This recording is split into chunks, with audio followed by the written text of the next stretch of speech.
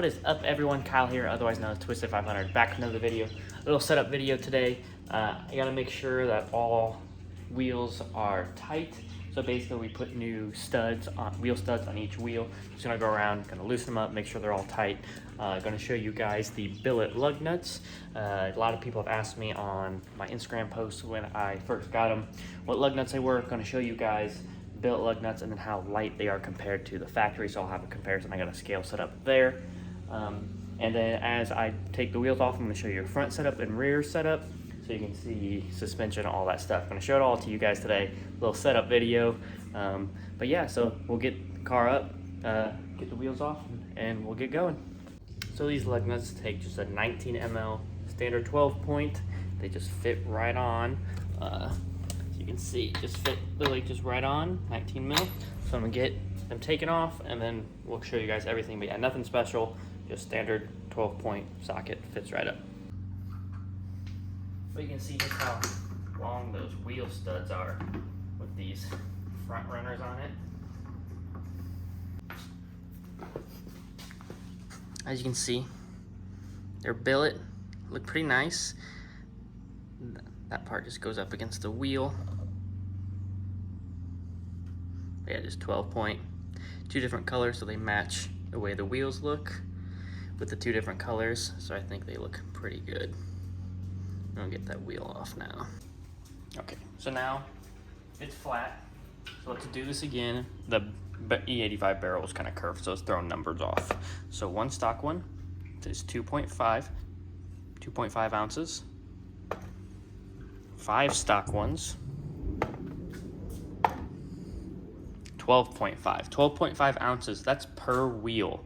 Just the acorns. Let's take these off. Now the billet ones. One billet one, 0.7 ounces. 5 billet ones, 3.7 ounces. 3.7 ounces for 5 of them versus 2.5 for one. So all of these is equal to 1.5 of those. That's per wheel. All right, so there's the difference. Quick math says it's 3.125 pounds for the entire car for the stock lug nuts versus 0.97 pounds for all 4 wheels of the billet ones. It's a savings of 2.1 pounds just in lug nuts. Like little things like that add up. Especially when you're racing, that's rotational mass because they are spinning on the wheels. Not spinning much because it's almost in the center, but they are spinning. I'm gonna get this wheel off, show you how much that thing weighs, and then we'll just keep moving. How much do y'all think the stock wheels weigh? Factory wheels were 32 pounds, I believe, for just the wheel, and the tire probably 20, 25 on top of that.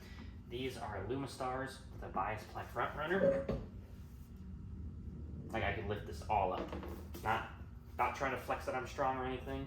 This tire setup is about 12.5 pounds. Big difference in weight.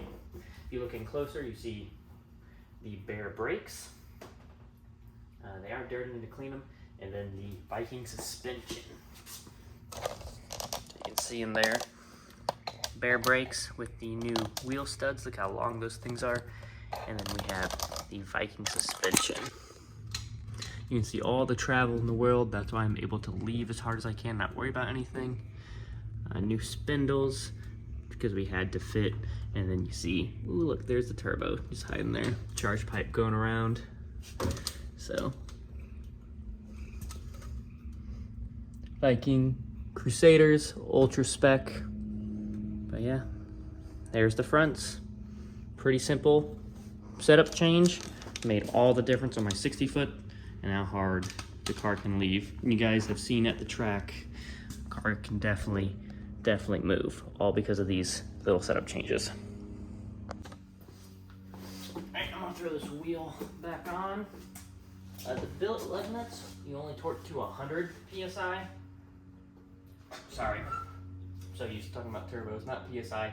Pound-foot is what we torque the billet ones to. A little less than what the factory ones was. When you're racing, Ford calls the factory ones to be 150 foot-pounds. So a little less. You want to make sure you don't break them. Depends which type of billet lug nuts you get. There are 2 different metal compounds. Make sure that you know what you got. The titanium ones you can torque a little bit harder, maybe 120-ish. Some you can only torque for about 70, 80 pounds. So make sure you know which ones you have. But I'm gonna get them back on, and then we're just gonna set the car back down, and that'll be it.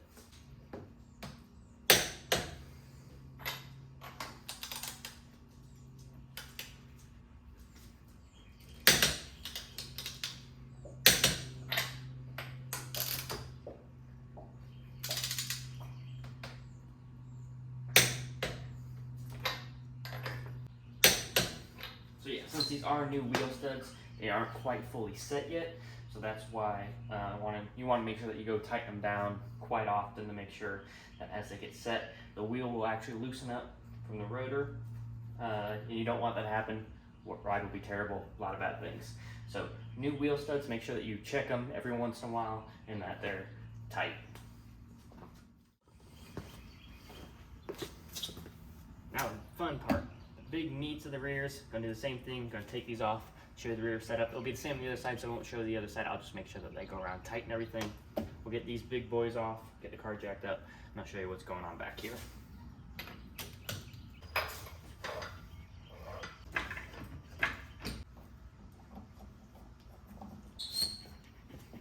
See, one big old tire with a little bit of rubbing.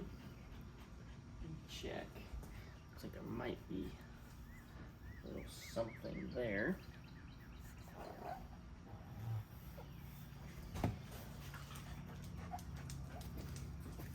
Here's the front. As you guys can see, maybe a little bit of rubbing there. It's probably just when the car squats. It doesn't look like it's bad enough to be anything. Yeah, just like a minor rub. Didn't take any of the surface off.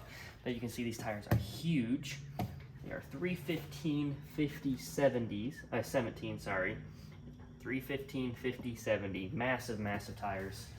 But they've been working for me, so we'll keep going. Plenty of life left in them, so that's good. Let me show you the setup. I'll just set this, I'll bring this around the corner here. Yeah, you can see massive tire. Bring it back around here. Viking Crusaders, low profile strut mounts. Did take the mag ride off. Got the pins hidden, ABS, brakes. Pinouts for those are up in there. But as you can see, factory springs. Still see the Ford sticker on there. Bare brakes, long wheel studs. But yeah, a little bit of rubbing there. That looks like new rubbing. That's probably where it was rubbing. Yep, that's exactly where it was rubbing, because that's new. That's just glue, so it looks like it was rubbing just a little bit. No new issues, like nothing around there or anything like that. I know exactly when this happened. Alignment was a little off and we fixed it, so yeah, no big deal. Yeah, bare brakes. Wonder if you can see G-force axles. There they are. New upper control arms for camber, and then we have different vertical links and stuff to fit the big old 17 over there. So yeah, probably the biggest difference that helped the car was the G-force axles, simply because didn't have to worry about them braking off launch, could leave super hard, not worry about it. And then the suspension allowing the car to squat.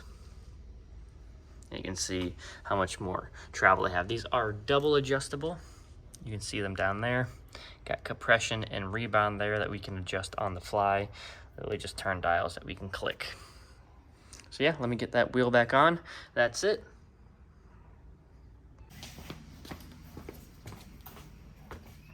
As you can see, these things are big. Get these started. And then Billet lugs for the rear. Unfortunately, they are different. You can see there's a more rounded, kind of like standard lugs versus the other ones had that point at the end.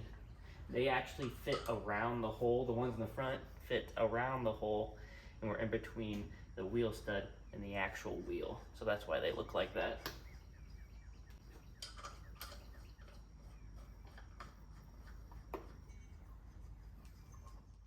And then just like the front, just gonna torque them down to 100 foot-pounds.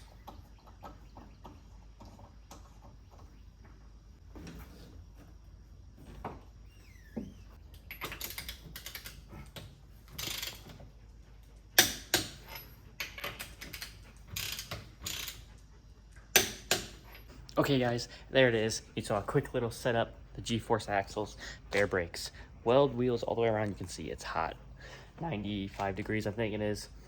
Weld wheels, bare brakes, G-force axles. You guys can see it all there. If you guys want in-depth on the actual suspension settings, smash that like button, subscribe. The more people that are interested in these kind of videos, the more I'm gonna do of them. I know over the last couple of years, I've learned a lot about these cars, about drag racing, all that stuff. Had to learn it from someone else. Information wasn't always easy to come by, so I made sure that when someone told me stuff, I remembered it, because I knew that I would need, see I'm sweating, I knew that I would need this information for the future. So with that being said, guys, if you guys want more setup advice videos, let me know. Smash that like button, comment which ones you guys want to see, and I will do them for you. I know when you're on your own trying to get started drag racing and you don't have much knowledge, it's hard to know what to do with these cars to get them running optimally. I mean, with this setup right here, we are using 2 PSI less than at ModNats, and we are going 1/10.5 quicker with a slower 60 foot. I've said it before, guys, this car has been a 118 60 foot. We are now going 173 mile an hour, going 811. So this car very much will be a 7-second car officially here soon. But until then, just let me know what you guys want to see. More videos coming out, driving videos, things like that. But setup videos, suspension wise, things like that, like those actual settings, I will do for you if you guys want me to. Boost control settings, all that stuff. Nothing's off limits. You guys put it in the comments, let me know, and I'll see what I can get for you. Hopefully this video helped a little bit on what I did to the car to get it that little bit forward. 5 mile an hour increase with some of the weight savings, things like that. So yeah, let me know what you guys want to see. Put it in the comments. Subscribe so you don't guys miss anything.